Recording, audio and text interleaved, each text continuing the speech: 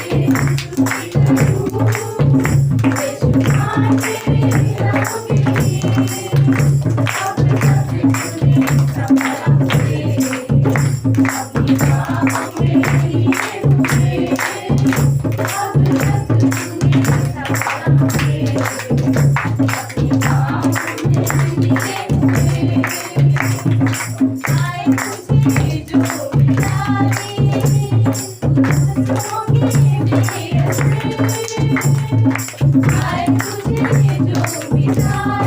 कोई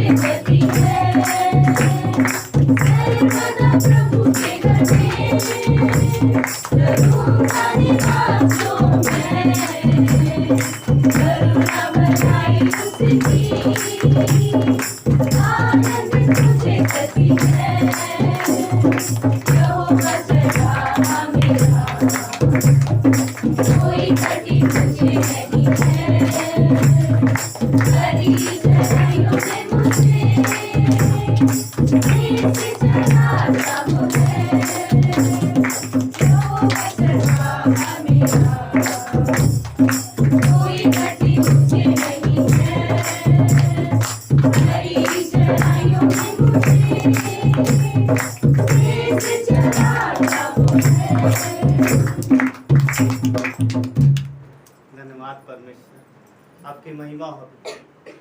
आप स्तुति के योग्य हो, आप आराधना के योग्य हो परमेश्वर। आपने हमें भरपूरी दी है प्रभु, मसीह यीशु में हमें भरपूरी दी है। धन्यवाद परमेश्वर कि यदि हम आप में हैं प्रभु और आप हमारे साथ हो तो हमें कोई नहीं है।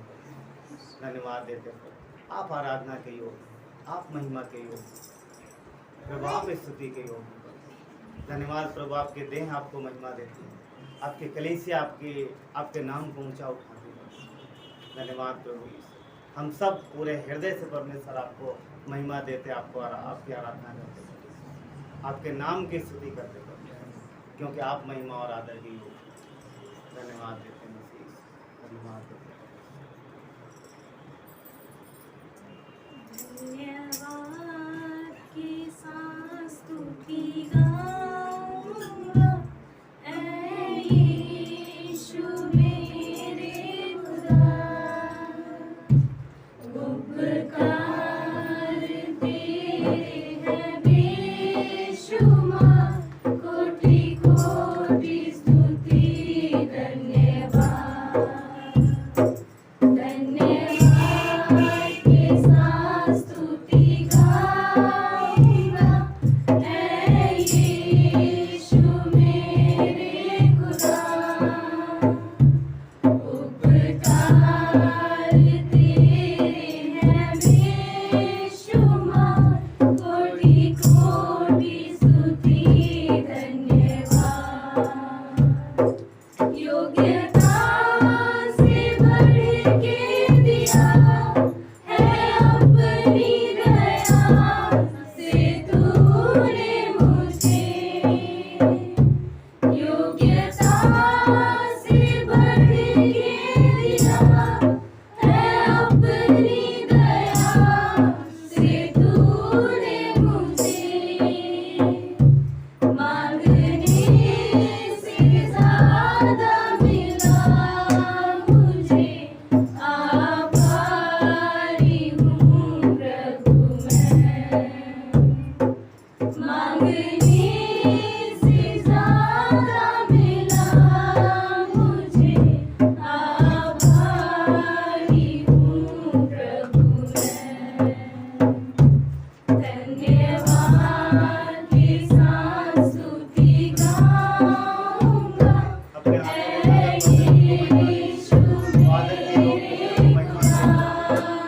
शक्तिमान परमेश्वर, उपकार तेरे हैं बेशुमार, कोटि कोटि स्तुति धन्यवाद। तू है सच्चा जिंदा खुदा, है तुझ पर ही भरोसा मेरा। तू है सच्चा जिंदा खुदा, है तुझ पर ही भरोसा मेरा। सेवा पूरी करके पाऊँ इनाम, प्रभु ऐसा दो वरदान। सेवा पूरी करके पाऊँ इनाम, प्रभु ऐसा दो वरदान। धन्यवाद के साथ स्तुति गाऊंगा, ऐ यीशु मेरे खुदा। उपकार तेरे हैं बेशुमार, कोटि कोटि स्तुति धन्यवाद। धन्यवाद परमेश्वर, आपकी महिमा हो। धन्यवाद देते परमेश्वर, क्योंकि आप धन्यवाद के योग्य हो परमेश्वर। आपने हमें बचाया है परमेश्वर, अपने देह में लगाया परमेश्वर। प्रभु, जब हम बैरी थे आपने हमसे प्रेम किया और हमें बचाया और अपनी संतान बनाया। प्रभु, आज हम त्यागे हुए नहीं हैं परमेश्वर, आज हम आपकी संतान हैं प्रभु। आज हम आप हमेशा आपकी नज़रों के सामने हैं पिता। प्रभु, आज हम धर्मी कहलाते हैं क्योंकि आपकी धार्मिकता के द्वारा। धन्यवाद परमेश्वर, हमसे इतना प्रेम करने के लिए। धन्यवाद हमें सुरक्षा देने के लिए परमेश्वर। धन्यवाद हमारी सहायता मदद करने के लिए प्रभु। प्रभु, दुनिया चाहे संसार में चाहे सब छोड़ दें, पर आप कभी नहीं छोड़ोगे, आपने वादा किया है परमेश्वर। धन्यवाद देते प्रभु, हम जानते हैं कि आपके वादे खरे हैं प्रभु। धन्यवाद देते परमेश्वर आपके देह के लिए पिता, धन्यवाद आज के दिन के लिए परमेश्वर, धन्यवाद है यहाँ पर आप प्रेजेंस के लिए परमेश्वर, धन्यवाद आपकी उपस्थिति के लिए परमेश्वर, धन्यवाद परमेश्वर, धन्यवाद देते हैं। आगे के समय को आपके हाथों में सौंप दिया, इसको प्रार्थना मसीह यीशु के नाम से, आप बैठ सकते हैं।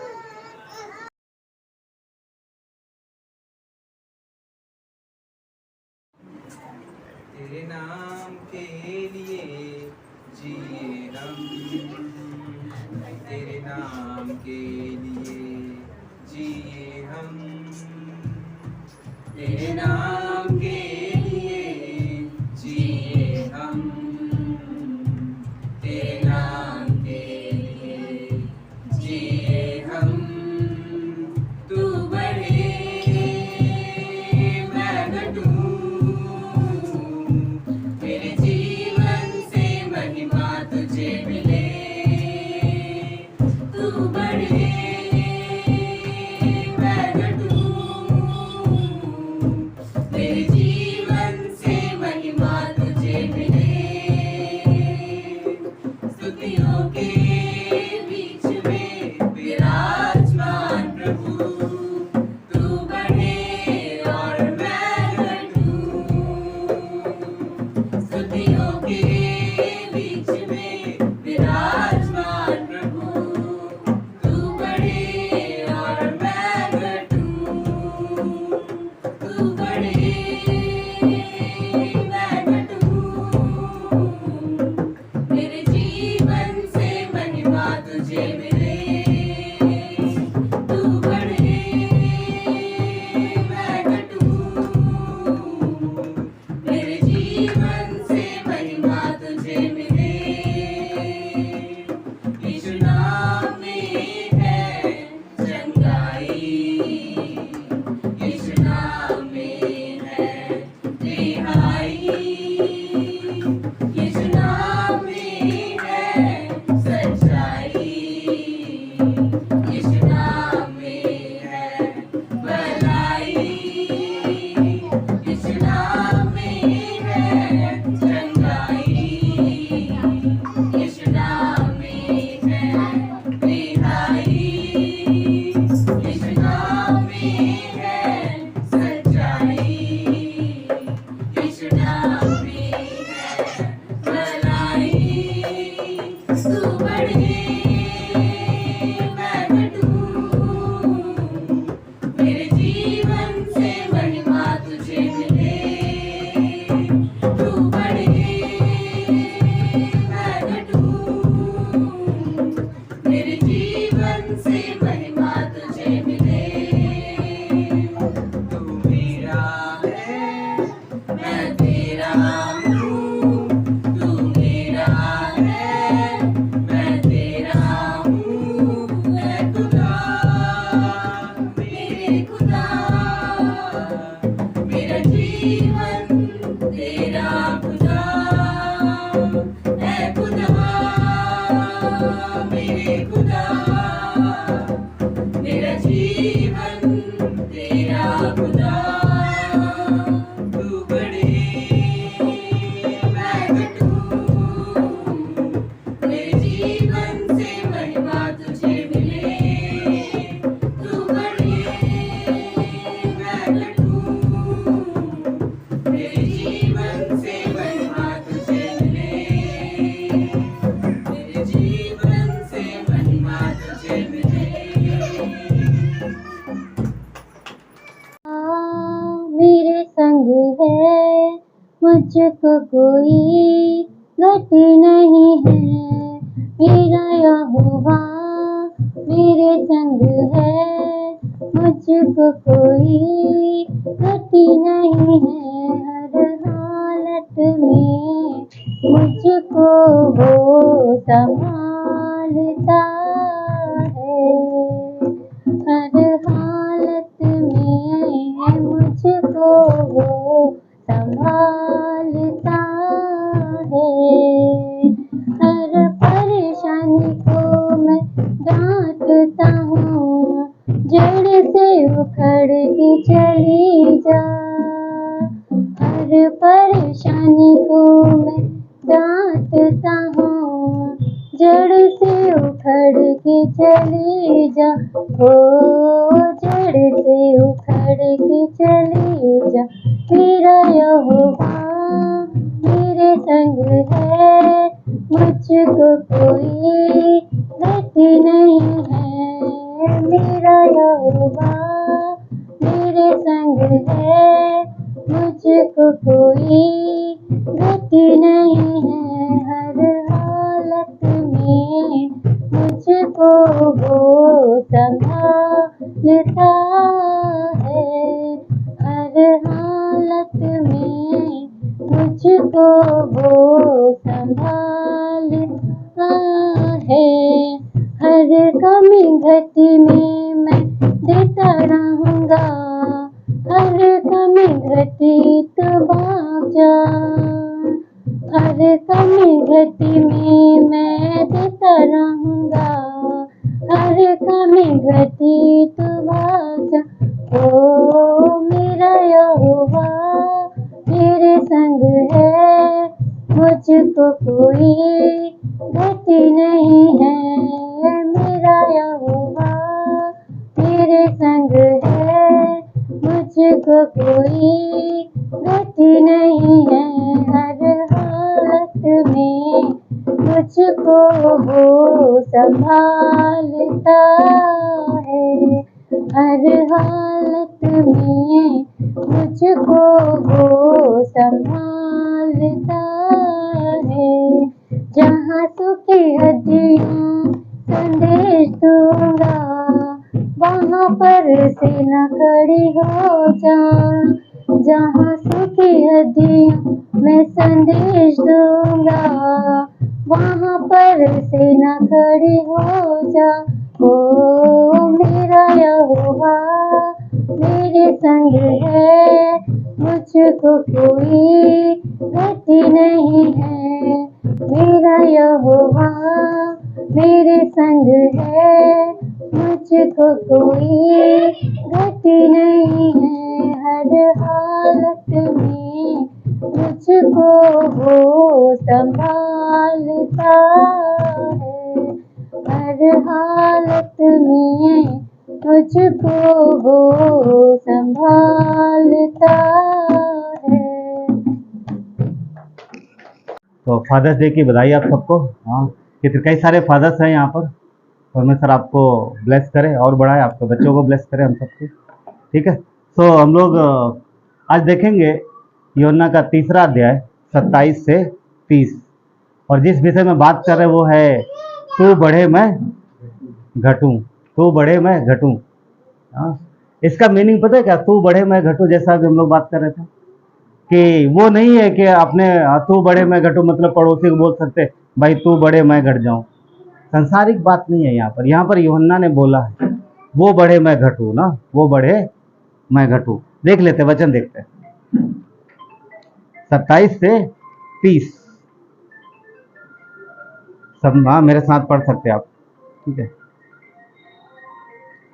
यूहन्ना ने उत्तर दिया, जब तक मनुष्य को स्वर्ग से ना दिया जाए तब तक वो कुछ नहीं पा सकता।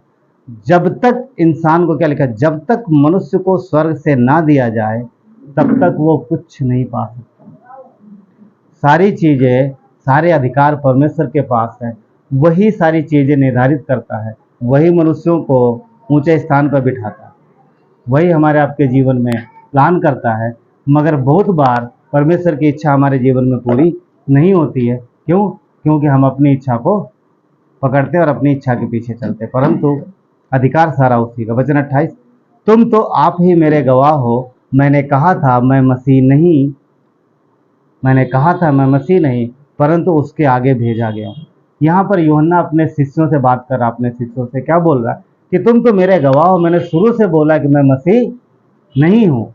यूहन्ना कौन है? ये क्या शिष्य यूहन्ना है? नहीं, यूहन्ना बपतिस्मा देने वाला, वो बात कर रहा है शिष्यों से कि मैं मसीह नहीं हूँ, अब मैं तो उसका गवाह हूं, मैं उसके आगे भेजा गया हूं। वचन 29 क्या कहता है? जिसकी दुल्हन है वही दूल्हा है, और दूल्हे का मित्र जो खड़ा हुआ उसकी सुनता है, वो दूल्हे के शब्द से बहुत हर्षित होता है। बोलता है जिसकी दुल्हन है हाँ, जिसकी दुल्हन है हाँ दूल्हा है, जिसकी दुल्हन है वही दूल्हा है। और जो वो दूल्हे का जो मित्र है वो तो दूल्हे की बातों को सुन करके और उसके मैरिज में शामिल होकर खुश होता है। राइट, आगे देखते हैं, आगे क्या कहता है। अब मेरा हर्ष पूरा हुआ, अब मेरा हर्ष पूरा हुआ, क्यों? क्योंकि दूल्हा आ गया है हाँ अपनी दुल्हन के लिए। वचन 30, अवश्य है कि वो बढ़े मैं घटूं, अवश्य है मैं वो बढ़े मैं घटूं। जिस विषय हम बात कर रहे हैं, हमारे जीवन में परमेश्वर बढ़े और हम घटे, यानी तू बढ़े मैं घटूं। ठीक है, प्रार्थना करते हैं। परमेश्वर धन्यवाद देते हैं आपकी कृपा दया के लिए प्रभु यीशु। परमेश्वर पिता प्रार्थना करते हैं आज के दिन के लिए, इस संदेश के लिए प्रभु यीशु, ये आपकी ओर से होने पाए पिता। आवाज़ हमारी है परमेश्वर, परंतु शब्द आपके हैं, आपके देह हैं प्रभु, आपके लोग हैं परमेश्वर। आप इनके जीवन में अपनी भरपूरी चाहते हो प्रभु, इनके जीवन में प्रभु आप अपनी सामर्थ्य चाहते हो परमेश्वर, आप अपना नियंत्रण चाहते हो, क्योंकि सर के नियंत्रण में देह रहती है, देह के नियंत्रण में सर नहीं रहता। तो आप सर हो प्रभु, आप चाहते हो प्रभु कि देह आपके नियंत्रण में रहे, दुल्हन दूल्हे के अधीन रहती है। आप चाहते हो कि दुल्हन आपके तैयार हो आपके लिए, क्योंकि एक समय है कि आप आने वाले हो अपने दुल्हन को लेने के लिए। धन्यवाद परमेश्वर, हम सीख रहे हैं, हम आपके जैसे बन रहे हैं प्रभु। धन्यवाद परमेश्वर कि आपकी खरी शिक्षा को हम जान पा रहे हैं। धन्यवाद देते हैं प्रभु। प्रार्थना करते हैं परमेश्वर, यहाँ पर जितने लोग हैं हर एक के जीवन में कोई भी समस्या हो सकती है, परंतु आप अपने बच्चों के जीवन से सारी तकलीफों को, सारी परेशानियों को, सारे दर्द को, सारे कष्ट को बाहर निकालते। आप इसीलिए धरती पर आए कि हमारा आनंद पूरा हो जाए, हम शांति पाएं। धन्यवाद परमेश्वर, आपकी महिमा हो पिता। आज के दिन में प्रभु आप सिखाना, बातें करना, हमें रास्ता दिखाना, अगुवाई करना। धन्यवाद देते हैं, सारा आदर गौरव में आपको देते हैं। प्रार्थना मसीह यीशु के नाम से मांगते हैं। आप बैठ सकते हैं। यूहन्ना लिखता है कि जिसकी दुल्हन है वही दूल्हा है। हाँ, और इन दिनों में भी शादियां हो रही ना, इतनी गर्मी है पर फिर भी मैरिज हो रही है। हाँ, इस शुक्रवार को भी यहाँ पर शादी है। हाँ, सब निमंत्रित, सब आमंत्रित हैं। अभिषेक की बहन की शादी, शादियां हैं, शादी हो रही है। मगर शादी में मैंने एक चीज देखा है कि माता पिता परिवार वाले सब खुश रहते हैं, आप सबको पता है। मगर सबसे ज्यादा खुश कौन रहता है? जो दूल्हे के साथ उसके दोस्त आते हैं, वो सबसे ज्यादा खुश रहते हैं। हमको लगता है कई बार दूल्हे से ज्यादा खुश रहते हैं। दूल्हे को टेंशन होती है कभी कभी थोड़ी बहुत, हाँ आम शादी की बात कर रहा हूँ। वही सबसे ज्यादा, वही सबसे ज्यादा खुश रहते हैं, वही सबसे ज्यादा नाचते हैं। हाँ, डीजे पर ज्यादातर वही दिखाई देते हैं, दूल्हे के दोस्त, क्योंकि उनको खुशी। अब सोचो, दुल्हन तो दूल्हे की है, उनको काहे खुशी? क्योंकि उसके उनके दोस्त की शादी हो रही है, उनके मित्र की शादी हो रही है, उनको इस बात की खुशी है। राइट, तो सेम बात यूहन्ना लिखता है, सेम चीज यूहन्ना लिखता है। बोलता दुल्हन दूल्हे के, यानी कलीसिया तो यीशु की है, लोग तो यीशु के हैं, मैं सिर्फ अगुवाई करने वाला हूं, मैं सिर्फ रास्ता दिखाने वाला हूं। आपको पता है दुल्हन किसको बोला गया बाइबल में? कितने लोग जानते हैं? हाथ ऊपर करो, कहो मैं दुल्हन हूं, मैं यीशु की दुल्हन हूं। बोल सकते हैं ना? नहीं है? हम हैं, हम सब यीशु के दुल्हन है। राइट, ये कलीसिया प्रभु के देह है ना, प्रभु के देह और प्रभु की दुल्हन है। हम तैयार हो रहे हैं, दुल्हन तैयार होती किसके? दूल्हे के लिए। हम सब तैयार हो रहे हैं, एक दिन वो आने वाला है। नहीं प्रभु तो रुक, मैं अभी तैयार नहीं हूँ। हाँ, मैं अभी तैयार नहीं। नहीं, ऐसा नहीं होना चाहिए, हमेशा तैयार रहना चाहिए। तो दूल्हे के दोस्तों खुशी होती है। यूहन्ना बोलता मैं बहुत खुश हूँ, क्यों? क्योंकि वो आ गया है।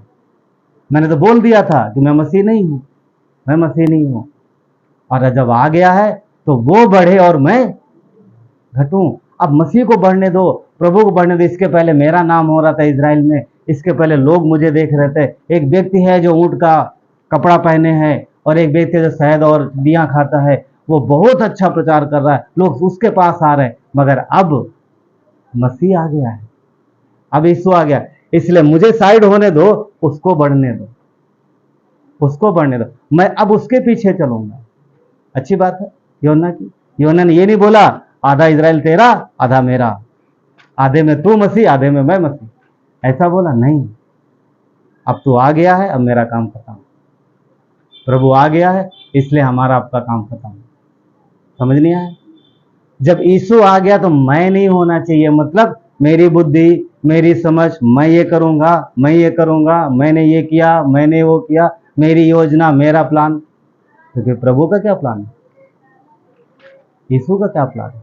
क्या विश्वासी कई बार ऐसे नहीं होते ना, मेरी योजना, मेरा प्लान, मैं ये करूँगा, मैं ये करूँगा, मैं पता है? हाँ, सही बात है। कई बार क्या क्या ऐसा हो सकता है कि हम लोगों की प्रार्थनाएं इस प्रकार की हों, प्रभु मेरे लिए, प्रभु मेरा ये, मेरा वो, मेरा प्रभु प्रभु प्रभु, मेरा मेरा मैं, मेरे बच्चे, मेरा मेरा ये काम, मेरा ये काम, मेरा होता है। कभी प्रार्थना हो सकती है कई बार ऐसी? क्या गलत है इस तरीके से? नहीं, गलत नहीं है। यीशु बोलता ठीक है, तेरा काम, तेरा परिवार, तेरे बच्चे, तेरा सब कुछ ठीक है, वो सब मैं करूँगा, मगर परमेश्वर एक चीज़ और चाहता, पता है क्या? परमेश्वर चाहता है कि मेरा परिवार, मेरे बच्चे, मेरा घर, समझ पाए? हम कई बार परमेश्वर से अपनी अपनी चीजें देते रहते, बहुत कुछ लिस्ट देते उसको। परमेश्वर बोलता ओके ठीक है, मेरे पास पहुंच गया, मैं ध्यान रखूंगा, मगर अब धरती पर तुम मेरे काम के लिए प्रति, मेरे घर के प्रति, मेरे भवन के प्रति, मेरे कामों के प्रति, मेरे बच्चों के प्रति, मेरे परिवार के प्रति सजग हो जाओ। उसके विषय में कौन सोचेगा? वो किसका काम? वो भी तो हमारा काम है ना? परमेश्वर हमारी जरूरतों को सब संभाल लेगा, मगर हमें उसकी ओर अपना कान लगाना है, उसकी बातों को सुनना और अपने जीवन में व्यतीत करना है। हम अपनी सोच को, अपनी समझ के हिसाब से जब तक चलेंगे, तब तक परमेश्वर की सोच, परमेश्वर की समझ हमारे जीवन में नहीं आएगी, नहीं आएगी। परमेश्वर कह रहा है कि मेरे भवन के विषय में, मेरे बच्चों के विषय में कौन सोचेगा? संसार में सैकड़ों हैं जो मर रहे हैं बिना मसीह के। जैसा कि अभी आनंद भैया ने शेयर किया ना, कि हर वो व्यक्ति जो उद्धार नहीं कर पाएगा, जो प्रभु के पास नहीं आएगा, जिसका नाम जीवन की पुस्तक में नहीं लिखा होगा, वो कहाँ जाएगा?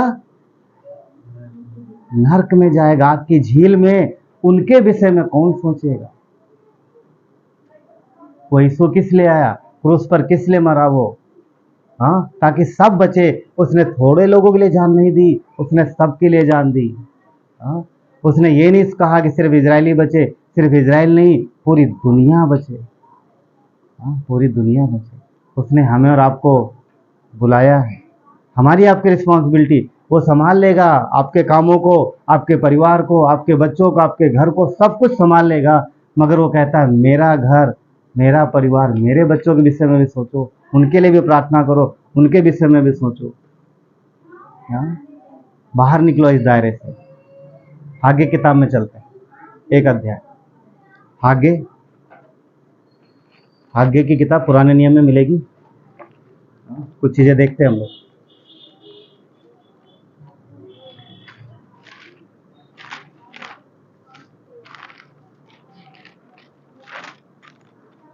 यह है पेज नंबर 1095 पे, पुराने नियम 1095 पे, ठीक, 1095, 1095 पे वचन 11 से पढ़ेंगे।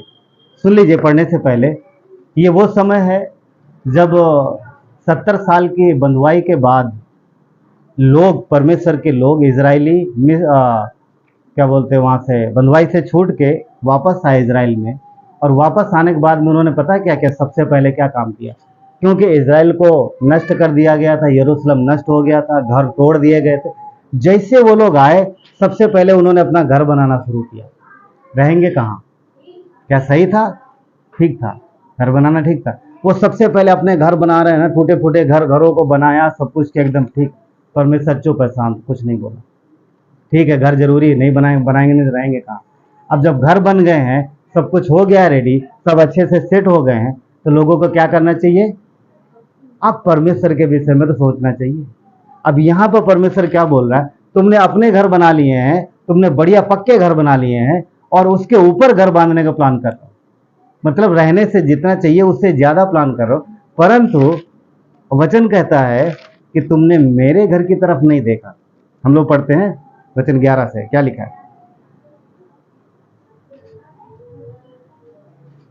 आगे? एक अध्याय, 1 से हम लोग देखेंगे, 1 मिनट, 1 से 11 तक देखेंगे।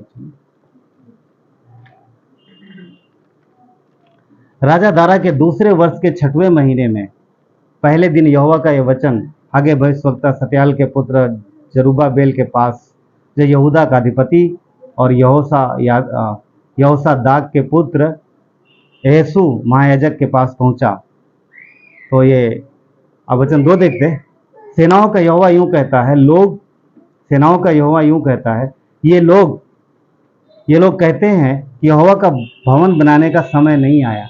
आप समझ रहे, देखिए ये उस समय की बात है, मैं बता चुका हूं जैसे कि लोग जो इजरायली लोग थे वो अपने घरों में रह गए हैं, सब कुछ बना लिया, सब कुछ रेडी हो, ठीक है, जब बंधुआई से लौट के आए हो, घर टूटे हैं, बनाओ, जरूरी है। तब तक परमेश्वर कुछ बोला नहीं।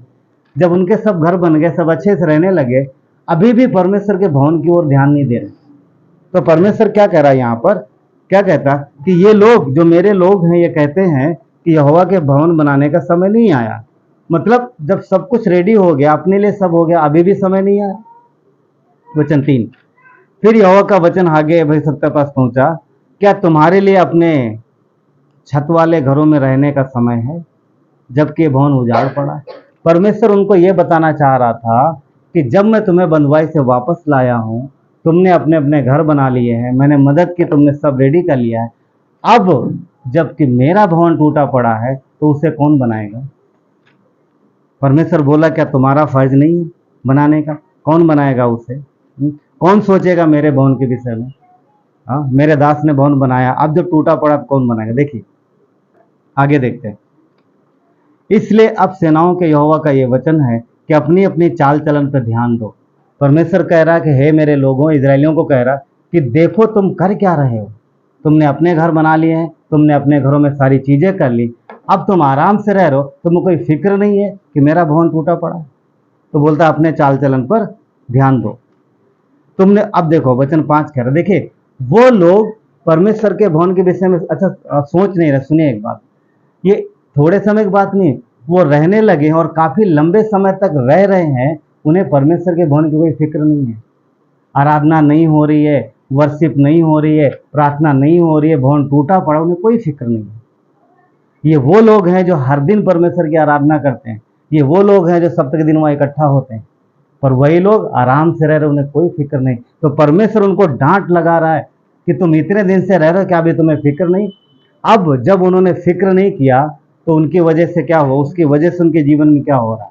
क्योंकि परमेश्वर देखता है मनुष्य के स्वभाव को, उनके चरित्र को, उसके हिसाब से उनके जीवन में काम करता है। यहाँ परमेश्वर के लोग गड़बड़ कर रहे हैं। तो वचन 6 में देखो क्या लिखा है।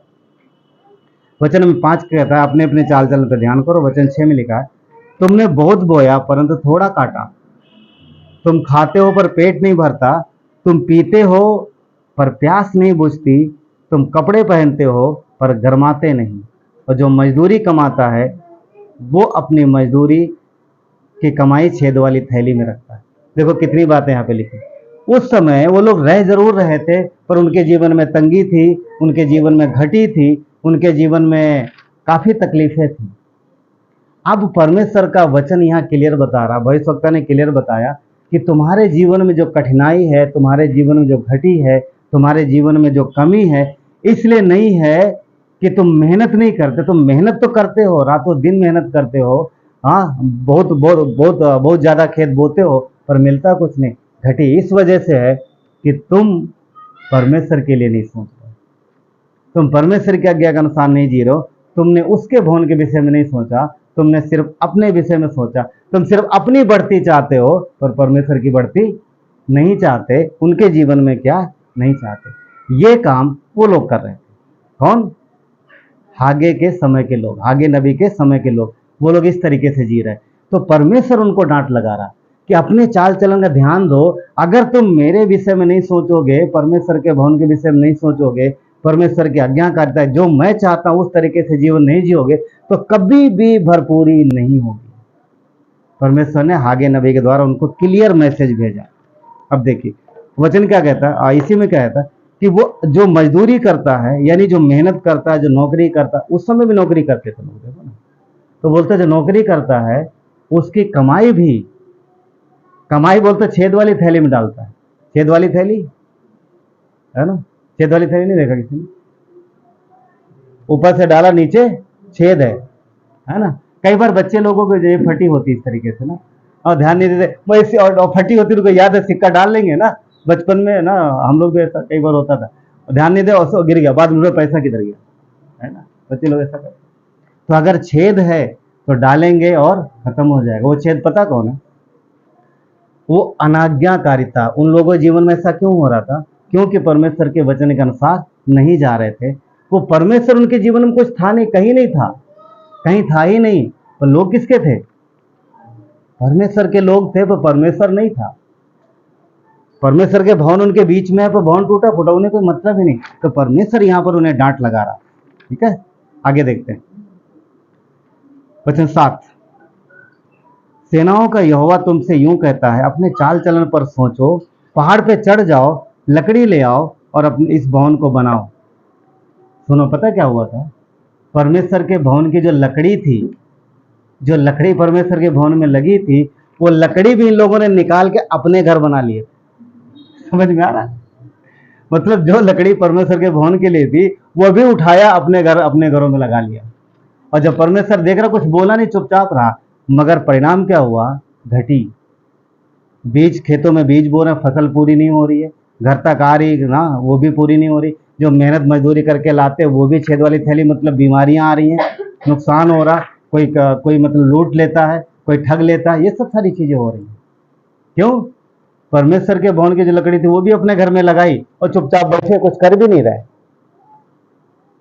वो परमेश्वर का था, वो भी चुरा लिया। गलत बात है ना। फिर भी परमेश्वर देखो यहाँ पर ना, उनको क्या वो दंड दे रहा? नहीं, वो समझा रहा। समझो, तुम्हारे जीवन में जो घटी हो रही किस वजह से हो रही? क्यों? क्योंकि तुमने अपने जीवन में मुझे नहीं बढ़ाया, अपने आप को बढ़ाया। आगे देख लेते हैं क्या कहता। पहाड़ पे चढ़ जाओ, लकड़ी ले आओ। ठीक है, तुमने मेरे भवन की लकड़ी लगा ली, वो मत उखाड़ो, दूसरी काट के लेके आओ। चलो ठीक है, खाया लगा लिया तो लगा लिया, दूसरी लेके आओ और मेरा घर बनाओ, मेरा भवन बनाओ, और मैं उसे देकर प्रसन्न हूंगा। आज परमेश्वर का भवन कहाँ है? प्रश्न है मेरा। आज परमेश्वर का भवन कहाँ है? यरूशलेम में? हाँ, कलीसिया होने के नाते परमेश्वर का भवन कौन है? समझ रहे? तो परमेश्वर कई बार कहता हमें और अपने आप को कि हाँ, परमेश्वर का भवन जब इजराइल में बनता था कितनी महिमा होती थी, लोग कितना आदर सम्मान से उसकी वर्शिप करते थे और लोग देखते थे उसके वैभव को। आज परमेश्वर बोलता है तुम परमेश्वर का मंदिर हो। तो जब हम परमेश्वर का मंदिर है तो हमारे अंदर से कौन दिखना चाहिए? मसीह दिखना चाहिए। हाँ, जैसे अभी गवाही थी मोहित की कि परमेश्वर ने किया काम ना, परमेश्वर दिख रहा। आपको चेहरा आपका दिखेगा, मगर आपके जीवन से यीशु दिखेगा।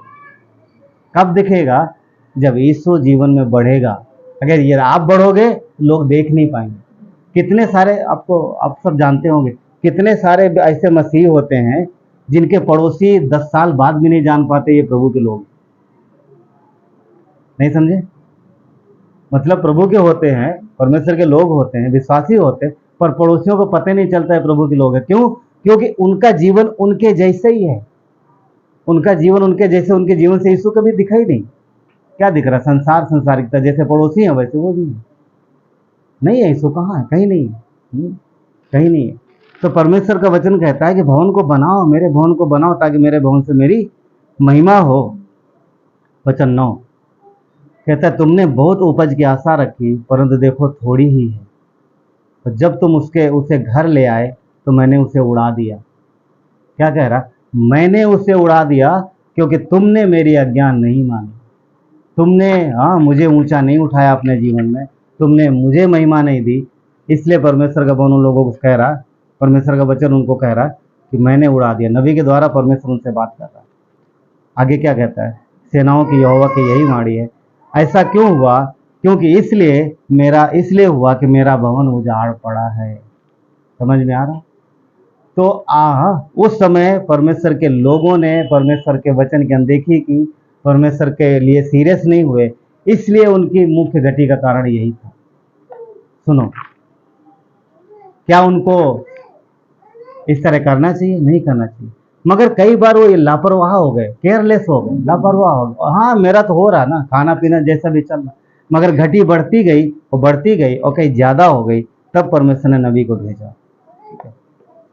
वचन 10, नहीं वचन 9 में थे ना। तुमने बहुत उपज की आशा रखी परंतु थोड़ी ही है, जब तुम उसे घर ले आए तब मैंने उसे उड़ा दिया। सेनाओं की यहोवा की यही वाणी है। ऐसा क्यों हुआ? क्या इसलिए नहीं कि मेरा भवन उजाड़ पड़ा है और तुम में से प्रत्येक अपने अपने घर को दौड़ा चला जाता है। कहने मतलब यह है कि उस समय लोग सिर्फ अपने और अपने घर के विषय में, अपने काम के विषय में, अपने बच्चों के विषय में, अपने परिवार के विषय में, अपने फ्यूचर के विषय में ही सोच रहे थे।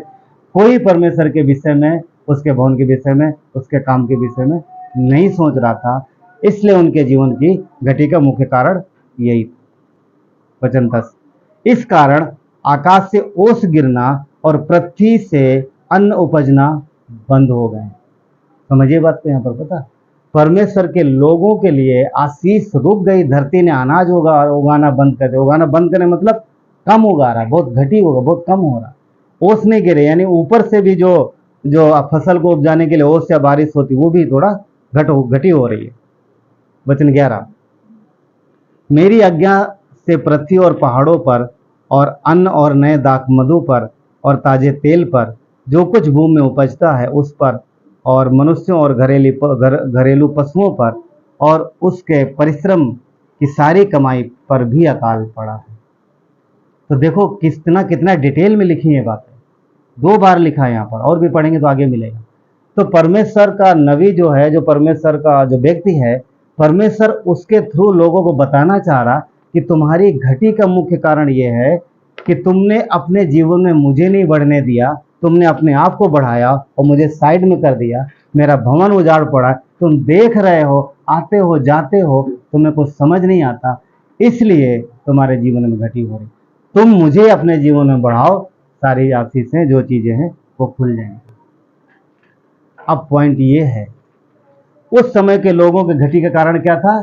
परमेश्वर के काम की, परमेश्वर की आज्ञा की, परमेश्वर की भवन की अनदेखी करना, ये मुख्य कारण था आगे के समय के लोगों को। अब सवाल पैदा होता है, क्या ये चीजें आज हमारे ऊपर लागू होती हैं?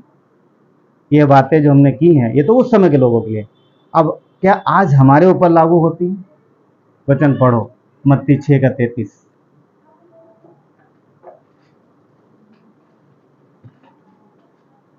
कोई पढ़ो जोश, मत्ती 6:33। सब पढ़ सकते हैं, हाँ सब एक साथ पढ़ो। इसलिए पहले तुम परमेश्वर के राज और धर्म की खोज करो तो ये सब वस्तुएं भी तुम्हें मिल जाएंगी। क्या कह रहा? पहले तुम क्या करो? पहले तुम परमेश्वर के धर्म और राज, मतलब यह है कि परमेश्वर का राज, परमेश्वर के काम, परमेश्वर के प्लान, परमेश्वर की योजना, परमेश्वर की इच्छा, विश्वासी होने के नाते पहले तुम परमेश्वर की इच्छा को अपने जीवन में लेके आओ। समझ पा रहे? विश्वासी होने के नाते सबसे पहले किसको? परमेश्वर की इच्छा को अपने जीवन में लेना है, परमेश्वर के प्लान को, परमेश्वर की योजनाओं को अपने जीवन में लेना है। उसके बाद क्या होगा? समझ पा रहे? उसके बाद क्या होगा? हमारे आपके जीवन के लिए जो भी आवश्यक है, परमेश्वर हर आवश्यकता पूरा करे। क्या मैच नहीं हो रहा? आगे के समय के हिसाब से वचन है, वहां पर परमेश्वर क्या बोला? तुम अपनी जरूरतों की तरफ ध्यान देते हो, और मेरे विषय में तुमने ध्यान नहीं दिया। यहाँ पर क्या बोला? ये यीशु के वचन है। आगे की किताब का सार यहाँ पर यीशु ने बोल दिया है अपने लोगों के लिए। पहले तुम मेरे राज और धर्म की खोज करो, बाकी सारी वस्तुएं मिलेंगी। उन्हें घटी इसलिए हो रही थी क्योंकि उन्होंने परमेश्वर की ओर अनदेखी की, परमेश्वर की इच्छा को नहीं पूरा किया, और अपने जीवन में खुद संसार में बढ़ गए, और लोगों को भी संसार मतलब और बाकी चीजों को भी संसार में बढ़ने दिया। उन्होंने प्राथमिकता नहीं दिया किसको? परमेश्वर को। अगर हम विश्वासी होने के नाते अगर ये चीजें हम गलती करेंगे तो हमारे जीवन में परमेश्वर की आशीषें रुक सकती हैं। क्यों? क्योंकि प्लान वो पता है क्या?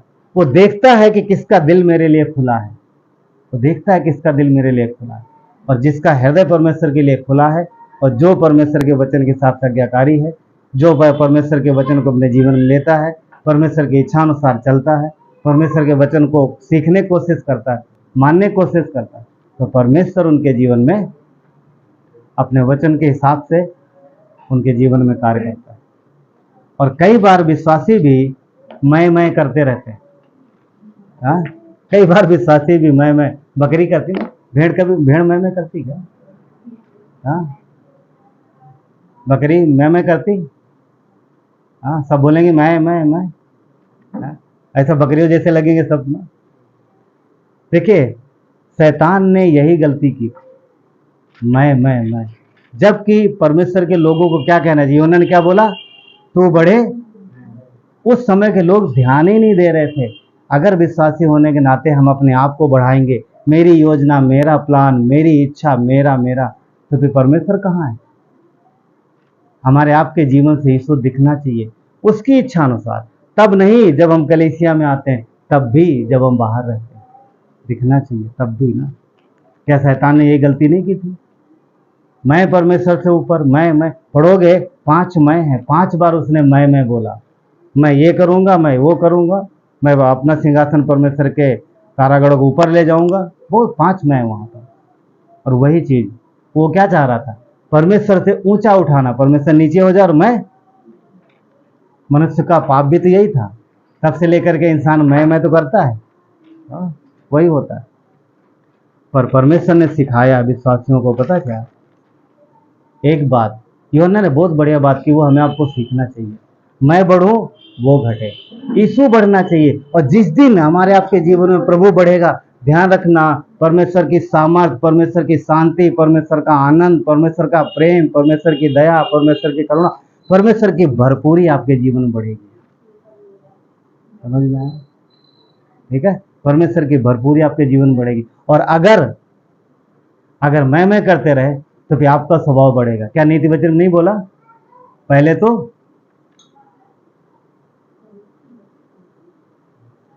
नीति वचन में तो अपनी समझ का है ना, अपनी समझ का सारा नहीं प्रभु, आपको क्या पता मेरी बुद्धि कितनी, मैंने जो प्लान बना बहुत बढ़िया है, आपसे भी अच्छा है, आपको क्या पता? हाँ, आपको क्या पता? कहने यही किया था ना, प्रभु मैं जो लाया हूं बहुत अच्छा है ना, बहुत अच्छा है। शैतान ने मैं किया, और शैतान चाहता है कि कोई भी व्यक्ति यीशु के पास ना आ जाए। आपको पता है शैतान को कहाँ गिराया गया? शैतान जब स्वर्ग से निकाला गया कहाँ पर आया? ठीक है, वचन कहता पृथ्वी पर आया, मगर वो धरती के सतह में नहीं है, जमीन में नहीं है, वो बादलों के आसपास है। बादल हैं जहाँ पर, वहाँ रहता शैतान, और उसके दुष्ट आत्मा वहीं रहती। इफिसर किताब पढ़ोगे, उस समय शैतान का गढ़ वहाँ था।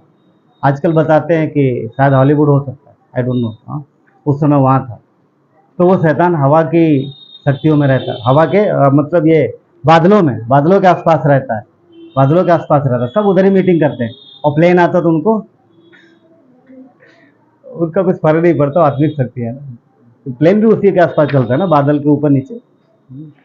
सुनो, शैतान कहाँ रहता है? बादलों के आसपास। आपको पता है जब यीशु हमें लेके जाएगा तो हम कहाँ मिलने वाले हैं परमेश्वर से? कलीसिया कहाँ मिलने वाली? बादलों पर। क्यों? बादलों पर शैतान है, बादलों पर उसके दुष्ट आत्माएं हैं, और परमेश्वर दिखा रहा कि देख मैं वहीं मिल रहा हूं तेरे सामने, ये मेरे लोग। क्योंकि तूने हमेशा इन्हें कोशिश की है गिराने की, हमेशा तूने कोशिश की है कि इनके नीचा दिखाने की, और तूने कोशिश की कि ये घर ना जाने पाए। पहला थिस्सलुनीकियों में लिखा है 4:17 में कि शैतान लोगों को घर नहीं जाने देता, मगर परमेश्वर ने उन्हें बचाया, और उनके सामने हम लोग मिलेंगे वहाँ। समझ पा रहे हैं? कितनी अच्छी बात। यशायाह के 14:17 में कहता है बंदियों को घर नहीं जाने देता। यशायाह 14:17 में कहता है कि वो बंदियों को घर नहीं जाने देता। मीनिंग ये है कि वो घर नहीं जाने का मतलब है कि वो चाहता है कि कोई भी परमेश्वर के पास ना जाए, और आज भी वो विश्वासियों के जीवन में लगा रहता है। आगे किताब में क्या हो रहा था पता? शैतान ने सबका मन घुमा दिया था, सब अपने कामों में लगे हुए थे, शारीरिक चीज़ों में, भौतिक वस्तुओं में, हाँ, खाने की चीज़ों में, कपड़े, घर, इन्हीं चीज़ों में बने लगे हुए थे। उन्होंने स्वर्गीय दृष्टि पर नजर ही न रखी। आप एक चीज़ ध्यान रखो, हम में से कोई भी व्यक्ति धरती पर हमेशा रहने वाला नहीं है। कभी कभी मैं सोचता हूँ प्रभु मेरी इतनी उम्र होगी, कितना समय बचा मेरे पास, कितना समय बचा मेरे पास? मैं किस चीज़ के लिए प्लान करूँ? धरती पर? धरती पर नहीं, स्वर्ग के लिए प्लान करो, क्योंकि वहाँ ज़्यादा हमेशा रहने वाले हम लोग, यहाँ हमेशा रहने वाले नहीं।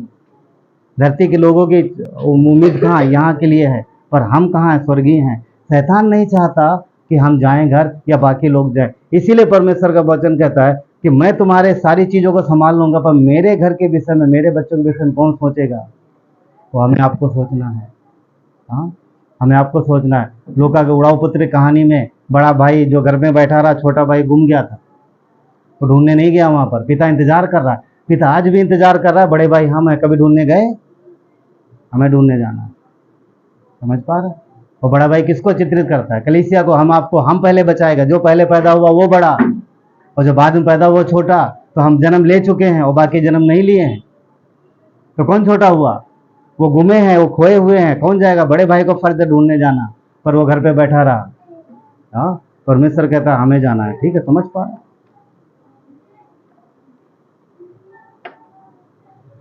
यीशु अपनी कलीसिया को उसके शैतान और उसके सारी सेना के सामने ऊपर लेके जाएगा, तब वो बोलेगा बाप रे इतने सारे बच गए। हाँ, उसकी कोशिश रहती है बहुत कम बचे, पर बहुत सारे लोग हैं। प्रकाशित वाक्य पढ़ के देखो, अनगिनत लोग बचाए जा रहे हैं परमेश्वर में ना। स्वर्ग में स्वर्गदूतों को बनाया गया उसकी महिमा के लिए। स्वर्ग जो है स्वर्गदूतों की महिमा, स्वर्गदूतों को रहने के लिए और परमेश्वर की महिमा के लिए बनाया गया। और धरती किसके लिए बनाई गई? शैतान को रहने के लिए, मनुष्य को रहने के लिए, ताकि मनुष्य परमेश्वर की महिमा करे। शैतान को गिराया गया धरती पर, ऊपर रह गया, मगर मनुष्य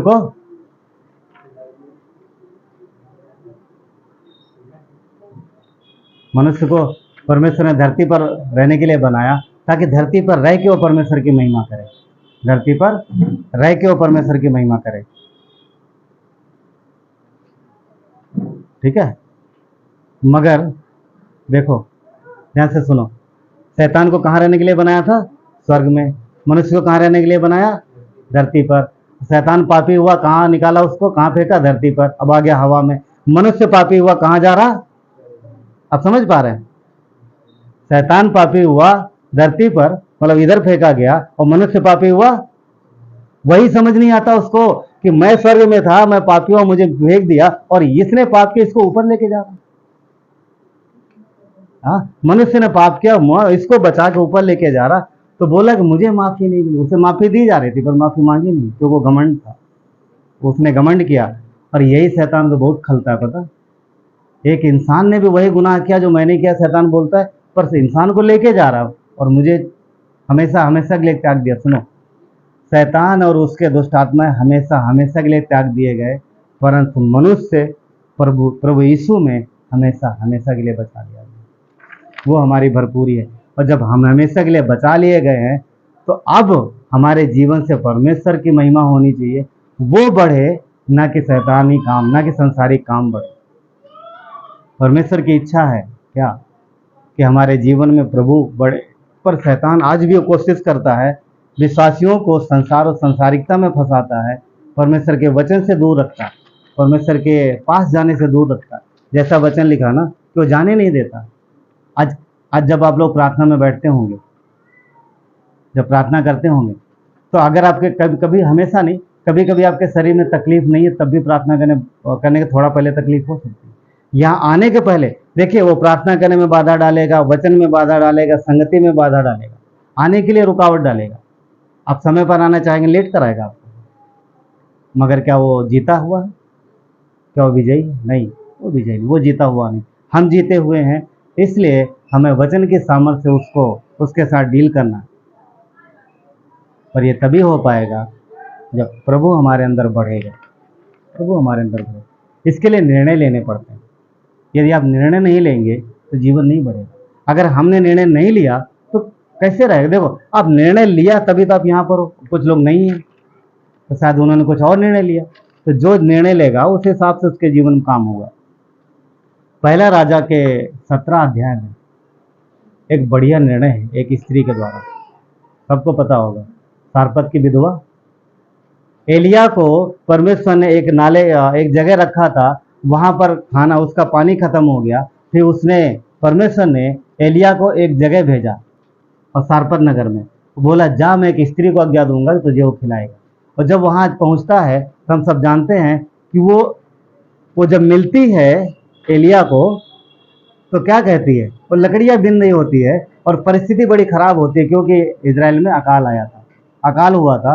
और वो बोलती है बस मेरे पास आज भर का ही है, वो भी एक रोटी, मुट्ठी भर आटा। मुट्ठी भर आटा कितना होता है? उस जमाने के लोग 10 12 15 फीट के नहीं थे जो मुट्ठी इतनी बड़ी थी। हमारे आपके जैसे थोड़ा सा आटा, कहने मुट्ठी भर का आटा मतलब, कहने मतलब ये था बहुत थोड़ा था उसके पास। मगर वहां निर्णय देखो, चलते थोड़ी देर के लिए सब पहुंच गए, मैं भी पहुंच रहा हूं। पहला राजा 17 अध्याय। यहाँ पर देखो कुछ बात है, आपको कुछ हम लोग देखते कुछ नया मिलेगा। यहाँ पर देखो,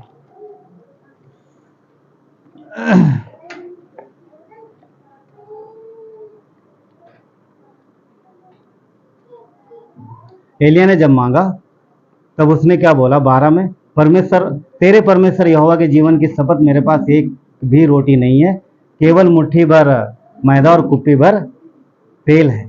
ठीक है, अब देखिए वचन 13 देखिए, हाँ थोड़ा सा तेल है, कुप्पी में थोड़ा सा तेल है।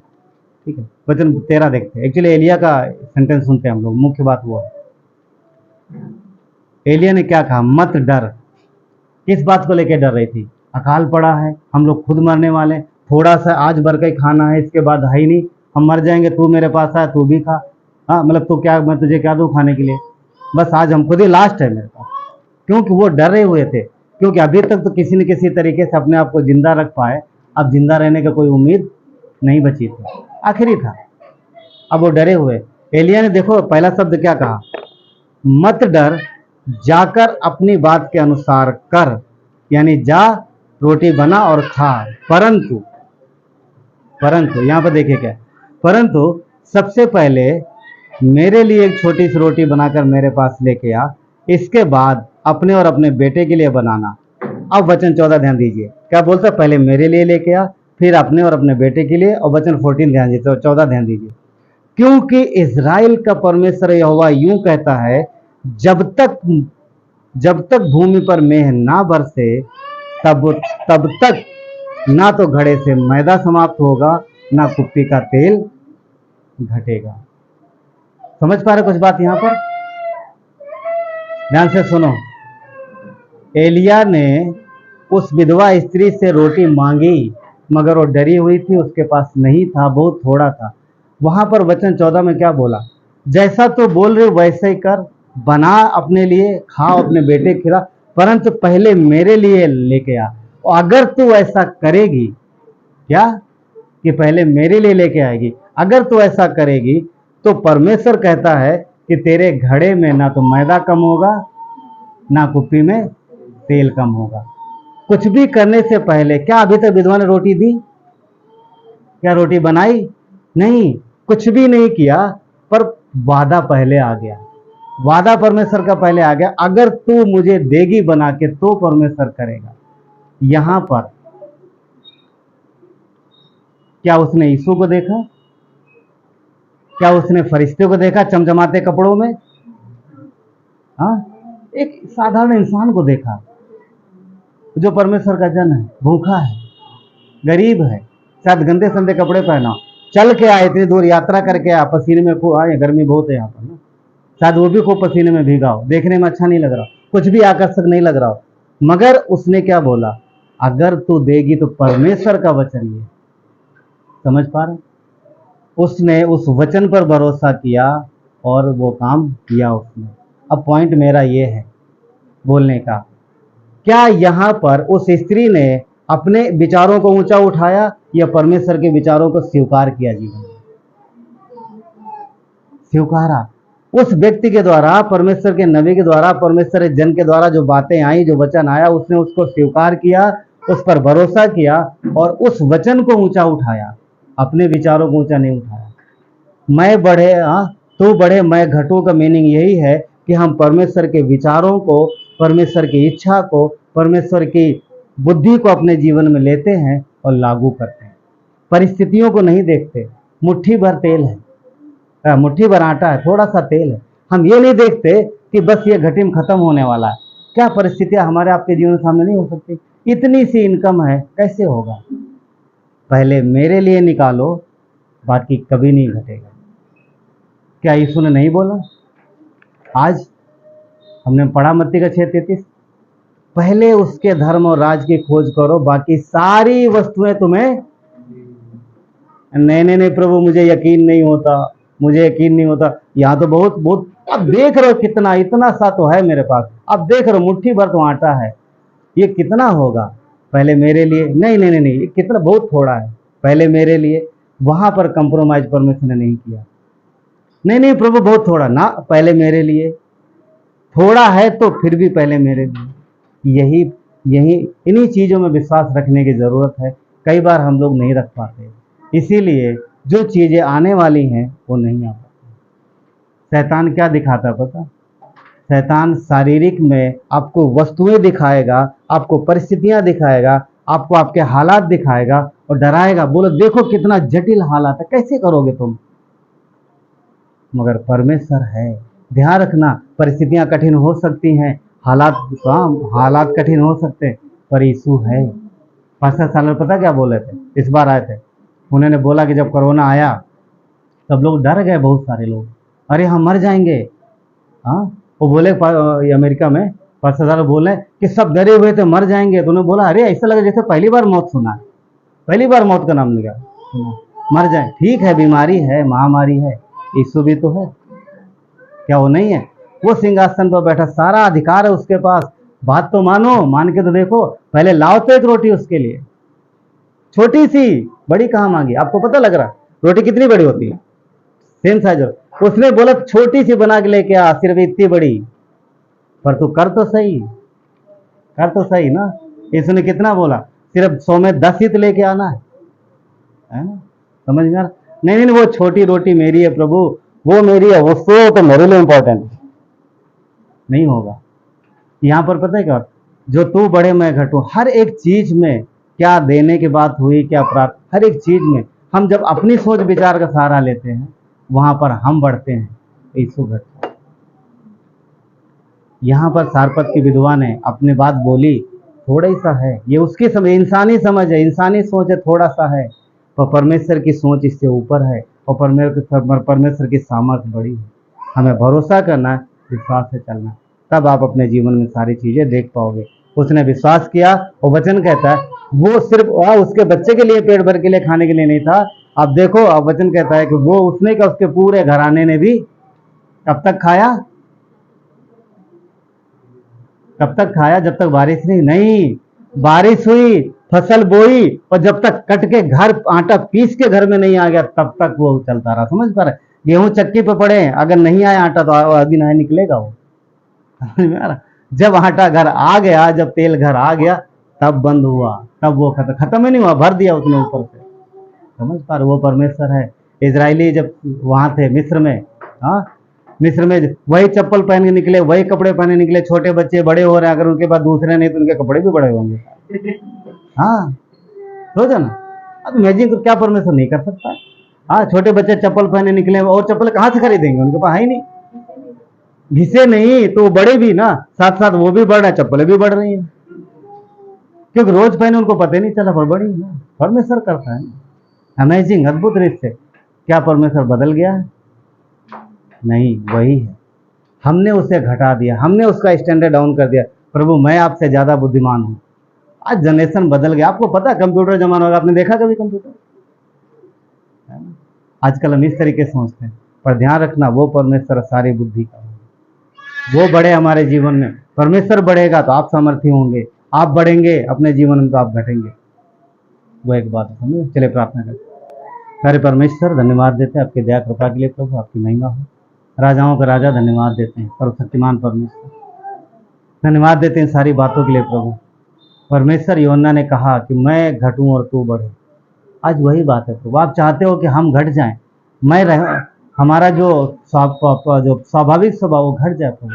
हम आपकी सोच से, आपकी बुद्धि से, आपके विचार से आगे बढ़े, ना कि अपनी सोच समझ, क्योंकि आप हमसे प्रेम करते हो, आप अपने बच्चों से प्रेम करते हो, आप इस देश से प्रेम करते हो परमेश्वर। यहाँ पर जितने व्यक्ति हैं प्रभु जो यहाँ मौजूद है, जो नहीं है, हर एक के जीवन के लिए प्रभु आपने अद्भुत प्लान किया है परमेश्वर, अद्भुत योजना बनाई है प्रभु। आपका प्रेम इतना प्रभु इतना है कि हम कभी शब्दों से बयान नहीं कर सकते।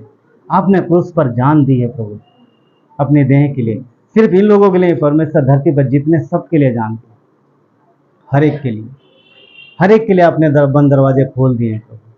हर एक व्यक्ति आपके पास आ सकता है, कोई भी ऐसा नहीं जो नहीं आ सकता। यदि आप इस संदेश को सुन रहे हैं, चाहे यहाँ या फिर यूट्यूब में, आपके पास मौका है। यीशु मरा है आपके लिए, आपके लिए उसने जान दी। आप विश्वास कर सकते हैं कि उसने आप पर्सनली आपके लिए क्रूस पर जान दी है, कब्र में गया, तीसरे दिन जीवित। वो जीवित परमेश्वर। यदि आप भरोसा करते हैं तो परमेश्वर का वचन खातिरी करता है। परमेश्वर का वचन इस बात की गवाही देता है कि आप स्वर्ग में उसके साथ रहेंगे। प्रभु धन्यवाद देते इस दिन के लिए जो यहाँ पर है। हर उस व्यक्ति के लिए जिसने आपको स्वीकार किया, वो आपका है, आपका कहलाता है। आपकी महिमा हो परमेश्वर। धन्यवाद देते हैं पिता, धन्यवाद देते हैं। यदि किसी ने प्रार्थना नहीं की, मेरे पीछे प्रार्थना कर सकते हैं। यदि अभी तक आपने यीशु पर विश्वास नहीं किया तो आज उसे अपना जीवन दे सकते हैं और मेरे पीछे सच्चे हृदय से, पूर्ण मन से ये प्रार्थना कर सकते हैं। कहिए, हे परमेश्वर, मैं पापी हूँ, मैं खुद को नहीं बचा सकता। मैं धन्यवाद देता हूँ कि प्रभु यीशु, आपने मेरे गुनाहों के लिए, मेरे पापों के लिए क्रूस पर अपनी जान दी, आपने सारा दाम चुकाया। आप कब्र में गए, तीसरे दिन जीवित है। आप जीवित परमेश्वर। धन्यवाद प्रभु यीशु आपके बलिदान के लिए। धन्यवाद परमेश्वर। प्रभु मैं स्वीकार करता हूँ कि आप मेरे मसीह हो। प्रभु यीशु, आपके मारे जाने और गाड़े जाने पर मैं विश्वास करता हूँ। आप मेरे जीवन में आओ, मेरी सहायता और मदद करो, मेरी अगुवाई करो परमेश्वर। धन्यवाद देते हैं प्रभु यीशु, आपकी महिमा हो परमेश्वर। धन्यवाद देते हैं। यदि आपने प्रार्थना पहली बार की है, परमेश्वर का वचन इस बात की खातिरी करता है, इस बात की गवाही देता है कि आप एक दिन स्वर्ग में उसके साथ होंगे। इसलिए नहीं कि आपने अच्छे काम किए, इसलिए नहीं कि आप अच्छे गोत्र में पैदा हुए, पर इसलिए कि आपने यीशु के बलिदान पर विश्वास किया। धन्यवाद देते हैं। सारा आदर गौरव महिमा आपको देते हैं। प्रार्थना मसीह यीशु के नाम से मांगते हैं, आमीन।